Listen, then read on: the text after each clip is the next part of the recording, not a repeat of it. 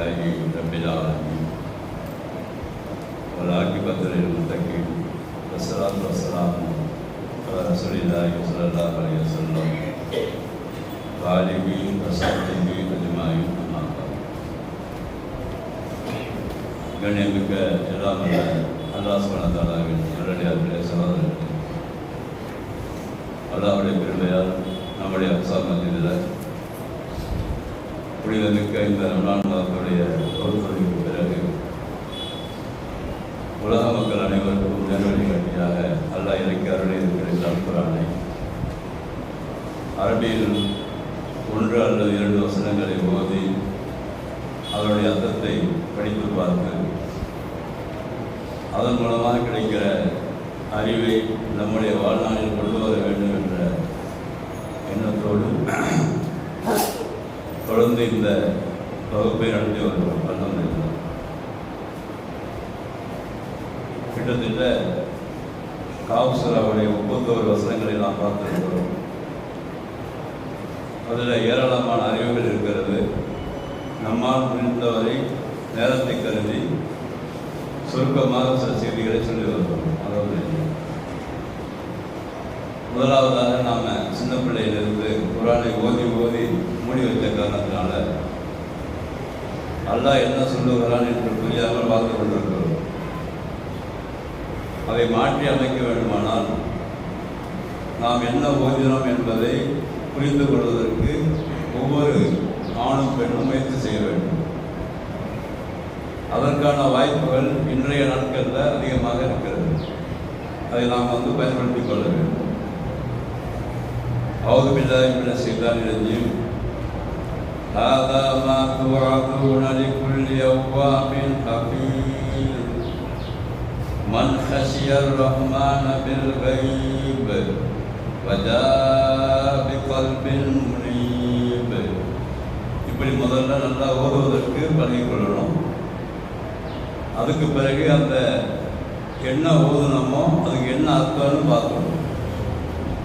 ஆதா இது, ஆதான்னா இதுன்னு அர்த்தம். எது அப்படின்னு ஒரு கேள்வி கேட்டோம்னாக்கா மேலே உள்ள வசனத்தோடு தொடர்புடைய விஷயம். நேற்று வசனத்தை என்ன பார்த்தோம்? அது உஸ்ரிபத்து ஜன்னத்து முத்தகீன கைர பையின் என்று அந்த வசனம் இருந்தது. அதுக்கு என்ன அர்த்தம்? யாரெல்லாம் அல்லாஹ்வுக்கு அஞ்சி வாழ்கிறார்களோ மறைவாக அவர்களுக்கு சொர்க்கம் இருக்கிறது. அந்த சொர்க்கம் ரொம்ப அருகாமையில் இருக்கிறது, ரொம்ப தூரம்லாம் கிடையாது. நல்லா பதிச்சுன்னா இல்லையா? அதை பற்றி கொஞ்சம் சிறிய விளக்கமும் கொடுத்து நேற்று பேசும்போது அதை பற்றி திருப்பி அல்லாஹ் பேசுகிறார். அந்த சொர்க்கம் இருக்குல்ல, ஆதா அந்த சொர்க்கம் இது மா கூவது உண சில பேர்களுக்கு மாத்திரம் வாக்களிக்கப்பட்டிருக்கிறது. இந்த சொர்க்கம் இருக்குல்ல, இந்த சொர்க்கம் எல்லாருக்கும் இல்லை, சில பேர்களுக்கு மாத்திரம். அது யாரு? லிகுல்லி அவ்வாபின் ஹஃபீஸ். லிகுல்லி அவ்வாபின்னு சொன்னா, அவ்வாபின் என்ற அந்த வார்த்தைக்கு அரபி இலக்கணப்படி என்ன அர்த்தம்னு சொன்னாக்கா, முழுமையாக பழைய விஷயங்களை எல்லாம் விட்டுவிட்டு அல்லாஹ் சொன்ன அந்த அறிவை பெற்றுக்கொண்டு முழுமையாக அல்லாஹ்வின் பக்கம் திரும்பியவர்னு அர்த்தம். இந்த அவ்வாபுங்கிற வந்து இவ்வளவு பெரிய அர்த்தம் இருக்குது. அவ்வாப்புன்னு பேர்கள் வச்சிருப்பாங்க சில பேருக்கு.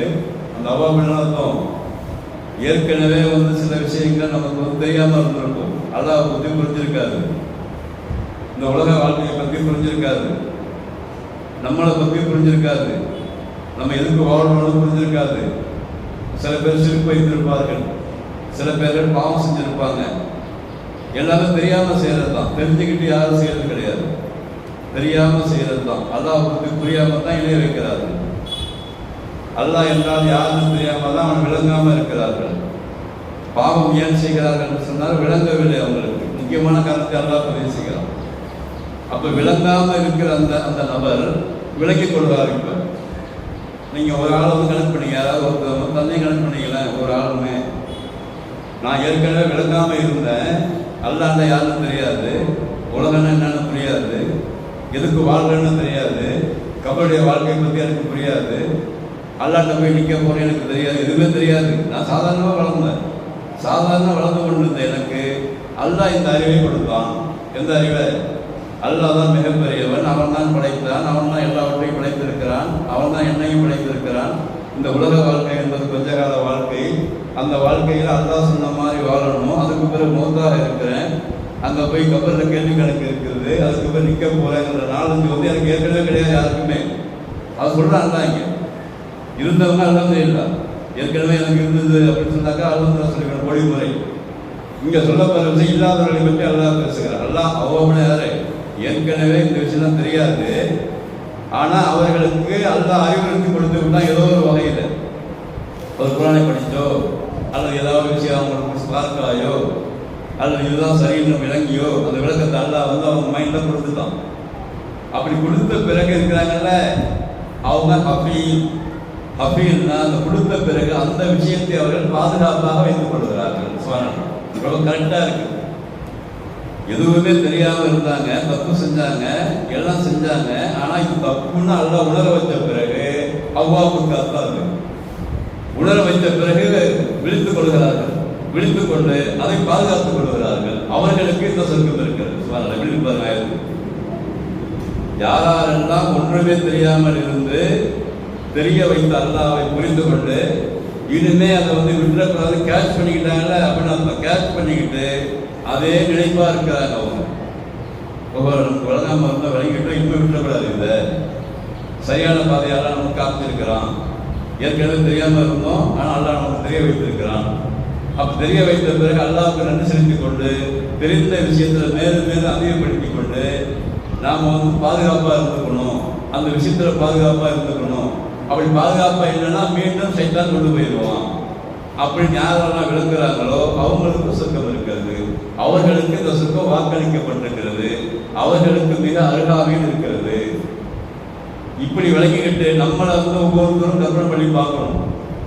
இந்த ஆயத்தை படித்த பிறகு கடந்த காலத்தில் நம்மளுடைய நிலைமைகளை யோசித்து பார்க்கணும். ஒவ்வொரு ஆணும் பெண்ணும் நம்முடைய நிலைமை எப்படி இருந்தது, ஏற்கனவே சரியாகத்தான் அல்லாஹ்வை புரிஞ்சிருந்தோமா, நம்முடைய பழக்க வழக்கங்கள்லாம் எப்படி இருந்தது, அந்த பழக்க வழக்கங்களில் நாம் வந்து பாவம் செஞ்சுருப்போம் அல்லது பாவம் செய்யாமல் இருந்திருப்போம், செய்த பாவங்கள் என்னென்ன, அது யாராருக்கெல்லாம் துரோகம் பண்ணியிருக்கிறோம், நமக்கு நாமே என்ன துரோகம் பண்ணிக்கிட்டோம், அல்லது நம்மை சார்ந்தவர்களுக்கு என்ன துரோகம் பண்ணணும், யாருக்காவது மோசடி பண்ணியிருக்கிறோமா, நம்முடைய கொடுக்கல் வாங்கல் எப்படி இருக்குது, மனைவி மக்களுடைய உறவுமுறை எப்படி இருக்குது, சொந்தக்காரர்கள் உறவுமுறை எப்படி இருக்குது, ஏற்கனவே நான் அப்படி தான் இருந்தேன், ஆனால் இதெல்லாம் தப்புன்னு சொல்லி எப்படியோ நல்லா விளங்க வச்சிருக்கிறான், இதுக்கு மேலே நான் என்ன செய்ய போகிறேன் அப்படின்னு ஒரு கொஸ்டின் மார்க் போட்டாக்கா இந்த ஆயிரத்துக்கான விளக்கம் கிடைக்கும். கொஸ்டின் மார்க் உள்ளே போடணும், நம்ம ஒவ்வொருத்தரும் போடணும். ஒவ்வொருத்தரும் போடும்போது விளக்கம் நம்மகிட்ட ஒரு லிஸ்ட்டு வருவாங்க. என்னது கடந்த காலங்களில் இந்தந்த வயசுகளில் இந்தந்த நேரங்களில் நான் தனிமையாக இருக்கும்போது இவ்வளோ விஷயங்களில் நான் பாவம் செஞ்சுருக்கிறேன், அல்லாஹ்வுக்கு மாறு செஞ்சுருக்கிறேன், அல்லாஹ்வுக்கு மாற்றமான செயலை செஞ்சுருக்கிறேன், நான் வந்து கொடுமைப்படுத்திருக்கிறேன், அல்லது மோசடி பண்ணியிருக்கிறேன், அல்லது ஏமாத்திருக்கிறேன், அல்லது கரெக்டாக தான் இருக்கிறேன். ஏதோ ஒன்று வரும், எல்லாருக்கும் ரிசல்ட் ஒன்று கண்டிப்பாக வரும். அந்த ரிசல்ட் வந்து போய் சொல்லாது. இதான் முக்கியமாக கவனிக்க வேண்டிய விஷயம். என்னது நம்ம உள்ள நினைச்சோம்னாக்கா அந்த ரிசல்ட் இருக்குல்ல, அந்த ரிசல்ட் வந்து ஒருபோதும் போய் சொல்லலாம். இதெல்லாம் மனதோடு பேசுகிற விஷயம். எல்லாம் பதிவு செய்கிறேன். ஒவ்வொரு ஆணும் பெண்ணும் மனதோடு பேசும்போது நான் சொல்றதெல்லாம் உங்களுக்கு புரியும். மனதோடு பேசும்போது மனசுக்கு போய் சொல்லுமா, நீங்கள் தப்பு பண்ணிருக்கீங்க, உதாரணத்துக்கு ஏதோ ஒரு சம்பவம் இதை பண்ணி தப்பு பண்ண சொல்லாது, தப்பு பண்ணு தான் சொல்லுவாங்க. அப்போ தப்பு பண்ண பிறகு என்ன ஆகுன்னு சொன்னாக்கா உள்ளத்தில் வந்து ஒரு கவலை வந்துருக்கு. என்னது அல்லாஹ் இந்த ஆயத்தில் இப்படி சொல்கிறோம், நம்ம அந்த தப்பு வந்து ஏற்கனவே செஞ்சிட்டோம், செஞ்ச பிறகு நமக்கு தப்புன்னு நமக்கு தெரியாமல் செஞ்சுருக்கிறோம், ஆனால் இப்போ தப்புன்னு அல்லாஹ் உணர வைத்திருக்கிறான், இப்போ என்ன செய்யறது அப்படின்னு கேள்வி வரும்பொழுது தான் இனிமேல் நம்ம வந்து உதாரணம் இருந்துக்கணும், அந்த தப்பின் பக்கம் போகக்கூடாது, அல்லது அந்த செய்கைகள் பக்கம் போகக்கூடாது அப்படின்னு சொல்லி ஒரு கண்ணீர் வர ஆரம்பிச்ச உலகத்தில் ஒரு அழுகை வந்துடும். அதான் அல்லாஹ் ரசூல் ஆயத்துக்கு விளக்கமாக சொல்கிறாங்க. ரசூலோட விளக்கமாக ரொம்ப சூப்பராக இருக்குது. இந்த ஆயத்தை பற்றி விளக்கும்போது ரசூல் சொல்கிறாங்க, ரஜுலுன் ஒரு மனிதன் இருப்பார், அவர் என்ன செய்கிறாரு, ரக்கரல்லாஹ காலியன், அவர் வந்து அல்லாஹ் ரக்கரல்லாஹ காலா காலியன், உயர்ந்தவனாகி அல்லாஹ்வை தனிமையில் உட்கார்ந்து கொண்டு திக்ரு பண்ணிக்கிட்டே இருக்கிறாரு. இப்போ ஃபாதர் ஐநாவும் அவர் கண்ணிலிருந்து கண்ணீர் வருகிறதுங்க இந்த ஆயத்தை. ஒரு மனுஷனுடைய இந்த ஆயத்துக்கு விளக்கமாக சொல்கிறாங்க, ஒரு மனிதன் தன்னை விலகி கொள்கிறான், விலகி கொண்ட பிறகு தனிமையில் உட்காருகிறான், உட்கார்ந்து அல்லாஹ்வை நினைக்கிறான், நான் தப்பு பண்ணினேன், ஆனால் அல்லாஹ்வுடைய கிருபையால் என்னை மீண்டும் அல்லாஹ் தன் பக்கம் அழைத்திருக்கிறான் என்று விளங்குகிறான். விளங்கின பிறகு அவன் உள்ளத்துல கவலை வருது. கவலை வந்த பிறகு அந்த பாலத்துங்கிற வார்த்தைக்கு வந்து மழை புரியுது சொல்லுவாங்க அரபியில். அந்த அந்த கண்ணீர் வந்து தாரை தாரையாக அவனுக்கு வந்து உள்ளத்திலிருந்து வருகிறது. கண்ணீர் விடுகிறான் அவன். இந்த மனிதனை இந்த ஆயத்தை குறிக்கிறதுன்னு சொல்றாங்க. அப்ப அப்படி அந்த அந்த மனிதன் அந்த அந்த ஆணோ பெண்ணோ கவலைப்பட்டு அழுது விட்டு அந்த நிலைமையிலே நான் இருக்க வேண்டும் யோசிக்க ஆரம்பிச்சிருவாங்க அல்லாஹ் முதல்ல. இதெல்லாம் வந்து அது உள்ள நடக்கிறது. அல்லாஹ் அப்படி செய்யறாங்க. அந்த மனிதனுக்குள்ள நடக்கிற மாறுபாடுகளாக இருக்கும். இதுதான் அந்த கண்ணீர் வந்த பிறகு இவங்க என்ன செய்வாங்க, நம்ம திருப்பி உள்ளக்கூடாது வழியை சொல்லி ஹஃபீல், அதுதான் ஹஃபீல்னா பாதுகாத்து கொண்டான். அல்லாஹ் தந்த அந்த வழிமுறையை புரிய வைத்த அந்த வழிமுறையை, ஏற்கனவே தவறுகளை விளங்க வைத்த அந்த வழிமுறைகளை தனக்குத்தானே உள்ள வந்து சிந்திச்சு பார்த்து கண்ணீர் விட்டு அல்லாட்ட அழுவிட்டு நான் இனிமேல் இந்த பக்கம் போகாமல் காப்பாற்றியாரா என்று விலகி கொள்ளால அவனுக்கு தான் இந்த ஆதாம் புள்ளி அப்படின்னு ஹஃபீல். இவர்களுக்குத்தான் இந்த சொர்க்கம் வந்து மிக அருகாமையில் இருக்கு. பல கேட்டகரிகள் வந்து அல்லாஹ் பேசுகிறான் குர்ஆன்ல பல இடங்கள்ல. யாராருக்கெல்லாம் சொர்க்கம் கிட்ட இருக்குன்னு பேசும் பொழுது இதுல முக்கியமாக கற்றுக்கொள்ள வேண்டும். இதுல தான் சகாபாக்கள் ஃபுல்லா வந்தாங்க. சகாபாக்கள் முழுவதுமே ஒட்டுமொத்த சகாபாக்கள் இந்த ஆயத்துக்குள்ள தான் வந்தாங்க, அழுதாங்க எல்லாரும். ஏன்? அவர்களின் பின் கபுல் நபி தலாலின் நல்லா பதிவு செய்யலாம். இதற்கு முன்னால அவர்கள் வழிகேட்டுடைய மிக வழிகேட்டில் அவங்க இருந்தாங்க. அந்த வழிகளில் இந்த குர்ஆன் வசனம் வந்து இறங்கும் போது அவங்க அழ ஆரம்பிச்சிட்டாங்க. காலம் பஜரில் ஓதுன ஒரு வசனம். சில பேருக்கு அர்த்தம் தெரிஞ்சிருக்கும், ஒரு அர்த்தம் தெரியாமல் இருக்கும். காலையில் பஜர் தொழுகையில் ஒரு குர்ஆன் வசனம் ஓதுன ஃபஸ்ட்டு ஓதுன ஃபஸ்ட்டு காலத்தில் என்னது, இதா சமீயு மா உன்சில இலா ரசூல் தரா ஆயுனவும் தஃபீலு மின தம்மின்னு ஒரு வசனம் ஓதுன காலையில் 5வது 7வது ஜுஸுல வருது. அந்த அந்த ஆயத்தும் இந்த வசனமும் ஒன்றோடு ஒன்று போகிறது. அல்லாஹ்வுடைய அந்த வசனங்கள் ரசூலுக்கு இறக்கப்பட்ட பிறகு அவங்க கண்களை பார்த்தீங்கன்னா அவங்களுக்கு கண்ணீர் அப்படியே ஒரு தாரை தாரையாக வரும். ஏன் வருதுன்னா மின்மா அரபு மீனர்கள் அவர்கள் அந்த உண்மையை விளங்கி கொண்டார்கள். அப்போ உண்மையை விளங்கி கொள்வதன் அளவுக்கு அவர்களுக்கு குர்ஆன் வசனம் புரிஞ்சிருக்கு, நல்லா புரிஞ்சிக்கு. அந்த ரசூலை ஓதும் பொழுது நம்ம தப்பு பண்ணியிருக்கிறோங்கிற விஷயம் ஓதும் போதே அவங்களுக்கு வந்த காரணத்தினால கண்ணீர் வந்து நல்லா பதிவு செய்கிறாங்க. புரியுதா உங்களுக்கு? அந்த ஆயத்துக்கு விளக்கமாக தான் சஹாபாக்களுடைய மொத்த வாழ்க்கையுமே இருந்தது. மொத்த வாழ்க்கையுமே குர்ஆனை கேட்க கேட்க கேட்க கேட்க அழுக அழுக தன்னுடைய பாவங்களை நினைக்க நினைக்க கடந்த கால விஷயங்கள்லாம் மறந்துட்டு அதை அல்லாஹ் குற்றம் பிடிச்சிருவானோ என்று தனிமையில் உட்காந்து அழுகும் பொழுது தான் அவங்களுக்கு எதுவுமே புரியாமல் இருந்தது. என்னடா ஏற்கனவே நம்ம இப்படி இருந்தோம் இதை வழங்கிட்டு இருந்தோம் அதை வழங்கிட்டு இருந்தோம், சிறுக்கு வச்சுட்டு இருந்தோம், பாவங்கள் இருந்தோம், ஆனால் அல்லாஹ் இப்படி சொல்லுகிறானே என்ற விஷயம் அவங்களுக்கு புரிய ஆரம்பித்த பிறகு இந்த குர்ஆன் வசனம் வந்து ஆழமாக தாக்கத்தை ஏற்படுத்தியது அவங்களுக்கு உள்ளத்தில். நமக்கு சதை ஏற்படுத்தும், நம்ம அந்த மாதிரி அழகணும்டா. புரியுதா?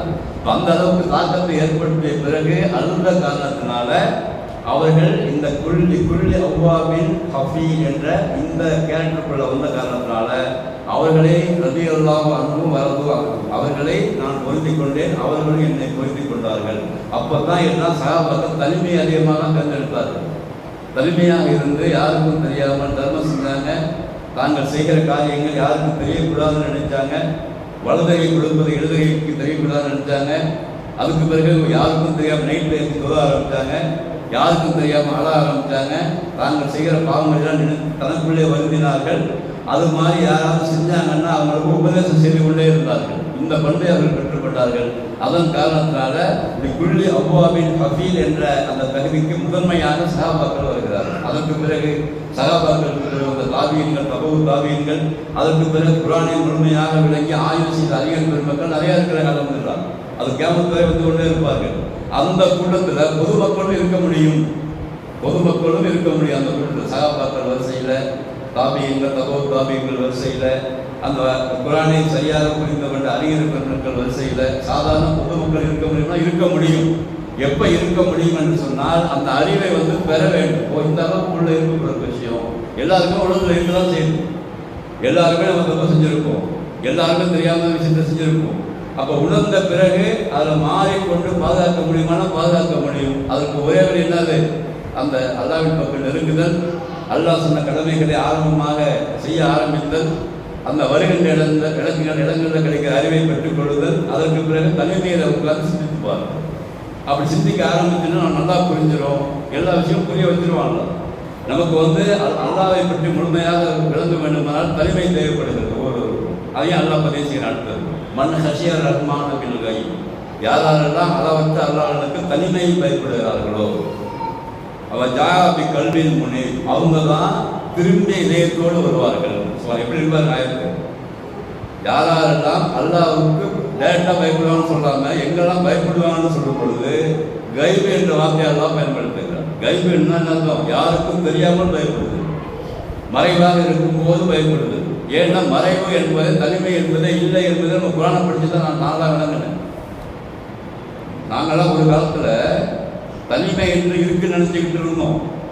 ஆனால் அந்த கைபு என்ற வார்த்தை குரானில் படிக்கும்போது தான் விளங்குச்சு நம்ம தனிமை என்பதே நமக்கு கிடையாது. எப்படி நம்ம ஏற்கனவே படித்த வசனத்தில் எப்படி வந்தது?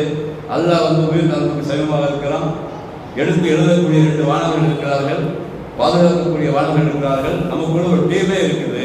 அதெல்லாம் நமக்காக எத்தனை பேர் குறைஞ்சபட்சம் குறைஞ்சபட்சம் நமக்கு தெரிஞ்ச 5-6 மணக்கள் நமக்குள்ளே வைத்திருக்கிறான். குறிப்பாக அல்லாஹ் நம்முடைய உயிர் நலனுக்கு ரொம்ப கிட்ட இருக்கிறான். ஐலமா தக்கோனும் யாத்திரிக்கும் உள்ளாக ஜமியான நல்லா சொல்கிறான். அப்போ எங்கிருந்த போதும் நான் உங்களை கண்காணிக்கிறேன் நல்லா சொல்லும் பொழுது எங்கிருந்து பர்சனல் வருதுங்கிற சிந்திக்கும் பொழுது தான் விளங்குது. ஆஹா, நம்ம எங்கேயோ கடந்த காலத்தில் தான் போட்டோ விட்டுருக்குறோம். நம்ம பர்சனில் 4 சுரத்தை மூடிட்டாக்க நம்ம தனிமையாக இருக்குன்னு நினச்சிருக்கிறோம். அப்போ தப்பாக விளங்கியிருக்கிறோம். அப்போ தனிமையாக இருக்கும்போது நம்ம ஏதோ பாவங்கள் செஞ்சுருக்கிறோம். அப்போ தனிமை என்பதே இல்லை என்ற விஷயம் குரானை படித்த பிறகுதான் விளங்குது. குரானை இது மாதிரி டீப்பாக உள்ள போய் இறங்கி ஒவ்வொரு வசனத்தையும் ஆய்வு செஞ்சு ஒரு வார்த்தையை எடுத்து படிக்கும்போது விளங்குது தனிமை என்பதே எந்த மனிதனுக்கும் கிடையாது. ஆனால் ஏன் தனிமையில் எல்லாம் தப்பு செய்கிறாங்க? தனிமையாக இருக்கும்போது இண்டிவிஜுவல் சொல்லிக்கிறாங்கல்ல, அப்போ ஏன் தப்பு செய்கிறாங்கன்னா இந்த ஆயத்துக்கான விஷயம் அவங்களுக்கு தெரியல. ஒவ்வொரு ஆணும் பெண்ணும் தனிமையில் இருப்பதாக அவன் நினைக்கிறாள், அதனால தான் தப்பு ஏற்படுகிறது. அப்போ தனிமை என்பதே இல்லை என்ற விஷயத்தை அல்லாஹ் சொல்லும்போது நமக்கு புரியுது நல்லா. அப்போ நாம் செய்கிற அந்த தவறான செய்ய தூண்டும் பொழுதே சைத்தான் தூண்டும் போது நமக்கு ஞாபகம் வந்துடும். ஆஹா, அல்லாஹ் நம்மை கண்காணித்துக் கொண்டிருக்கிறான், வழக்குகள் எழுதி கொண்டிருக்கிறார்கள். நாம் பேசுகிற செய்கிற எல்லா செயல்களையும் அவர் எழுதாமல் இல்லை, அவங்க தான் நம்மளை ஓட்டி கொண்டு வரப்போகிறார்கள். அதெல்லாம் ஏற்கனவே படித்தோம். அந்த உயிரை ஓட்டி கொண்டு வருவார்கள், சாட்சி சொல்வதற்கு வருவார்கள். இவ்வளவு விஷயங்கள் உள்ள இருக்கிறதுனால ஒரு தனி மனிதன் ஒரு 4-5 வசனத்தை மாத்திரமே படிக்கிற மாத்திரத்திலேயே, அதை புரிந்து கொள்கிற மாத்திரத்திலேயே ஒரு சூப்பரான அவ்வாபீனாக மாறுவதற்கான வாய்ப்பு இருக்கிறது என்பது இந்த 2 வசனங்கள் மூலமாக நமக்கு புரிகிறது. அல்ஹம்துலில்லாஹ். அப்போ குர்ஆன் மூலமாக கிடைக்கிற அல்லாஹ் சொல்லுகிற அந்த அறிவு என்பது ஒவ்வொரு ஆணுக்கும் பெண்ணுக்கும் கண்டிப்பாக ஏற்படுத்திக் கொள்ள முடியும். அப்படி ஏற்படுத்தி கொண்டால் அதன் மூலமாக கிடைக்கிற விளைவு அவனுக்குள்ளே அந்த வேலை செய்ய ஆரம்பிச்சிடும், அவனுக்குள்ளே வேலை செய்ய ஆரம்பிச்சிடும். அதை அவங்களே உணர்வாங்க. அவங்க கண்ணில் கண்ணீர் வர ஆரம்பிச்சிடும், செய்த பாவங்களை விளங்க ஆரம்பிச்சிருவாங்க. இதுதான் நல்லா எதிர்பார்க்கிறோம்.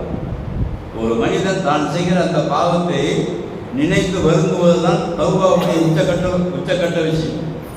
தௌபா என்பதும் அஸ்தக்ஃபிருல்லாஹ் என்பதும் வேறு வார்த்தை கிடையாது. அது வார்த்தை, அது வார்த்தை தான். அந்த வார்த்தை மாத்திரம் பத்தாது. பாவ மன்னிப்பு என்பதும் தௌபா செய்வது என்பதும் வார்த்தையோடு சேர்ந்த செயல்முறைகளினால் ஏற்படுகிறது. அந்த செயல்முறைகள் எப்போ மாறும் என்று சொன்னால் முதல்ல இந்த 4 வசனங்களுக்கான விஷயம் மாத்திரம் நமக்கு விளங்கி ஆகணும். அப்போ அல்லாஹ் எங்கே சொல்லும் போதெல்லாம் கைபு என்று சொல்லுகிறானே, மறைவில் பயப்படுகிறவன் என்று சொல்லுகிறானே, அப்போ மறைவாக நாம் பயந்திருக்கிறோமா இல்லையா என்று சொல்லும் போது லிஸ்ட்டு வந்துடும் நம்மளுக்கு. மறைவில் என்னென்ன செஞ்சவங்க எல்லாருக்கும் தெரியும், எல்லாம் உள்ள இருக்கும் நமக்குள்ள. அப்போ அதெல்லாம் நம்ம கேன்சல் பண்ண ஆரம்பிச்சிருவோம். அப்போ அதுக்கு பிறகு அழுகை வந்துடும். அதுக்கு பிறகு பள்ளிவாசலை நோக்கி நம்முடைய கால்கள் வரும்.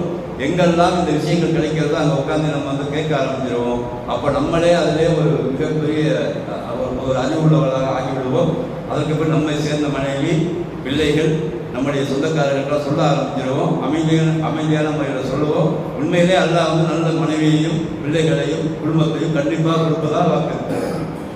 சில பேர் நினைச்சிட்டு இருக்கிறாங்க மறுமையில கொடுப்பான், மறுமையில கொடுப்பான், இம்மையிலையும் கொடுப்பான்லாம். எனக்கு அந்த ஹயாத்தன் தையும்பாங்க நல்லா குரானில். சில பேர் என்ன நினச்சிருக்காங்கன்னா இங்கே வந்து தரைய மாட்டான்னு நினச்சிட்டு இருக்கிறாங்க. கண்டிப்பாக தருவதாக அல்லா பல இடங்கள்லாம் சொல்கிறாங்க. இந்த உலகத்திலையும் நாம் எந்த அளவுக்கு அல்லாவோட நெருங்குகிறோமோ, இந்த அடிப்படை நெருங்குகிறோமோ அந்த அளவுக்கு இந்த உலகத்திலும் மனைவி, பிள்ளைகள், குடும்பம், சுற்றத்தார்கள் எல்லாரையும் அழகாக அல்லா கொடுப்பதாக வாக்களிக்கிறான். அந்த அடிப்படையில் சொல்கிற நாமெல்லாம் இது போன்ற குர்ஆன் வசனங்களை ஓதி படித்து விளங்கி அந்த ஆழ்ந்த கருத்துக்களை உள்ளத்தில் கொண்டு நம்மை நாமே மாற்றிக்கொண்டு வாழ்கிற இந்த வாழ்க்கை முறையை நாம் எல்லாம் பெற வேண்டும். அதற்கு வல்ல ரஹ்மான் நம் அனைவருக்கும் அருள் புரிய வேண்டும். இந்த துவாவை நம்ம அதிகமாக கேட்டுக்கொண்டே இருக்க வேண்டும். முதல்ல குர்ஆனை புரிய வேண்டும் என்று துவா செய்ய ஆரம்பிங்க. அல்லாஹ் எப்படியாவது புரிய வைப்பான். அந்த முயற்சியில் நாமும் நம்முடைய குடும்பத்தினர்களும் நீங்களும் உங்கள் குடும்பத்தினர்களும் உலக மக்கள் அனைவரும் ஈடுபட வேண்டும் என்ற துவாவோடு இந்த வகுப்பை முடிக்கிறோம். இன்னும் பல விஷயங்களை பற்றி அல்லாஹ் அட்டாயத்தில் பேசுகிறான்னு சொல்கிறார். அதை நாளைக்கு பார்ப்போம்.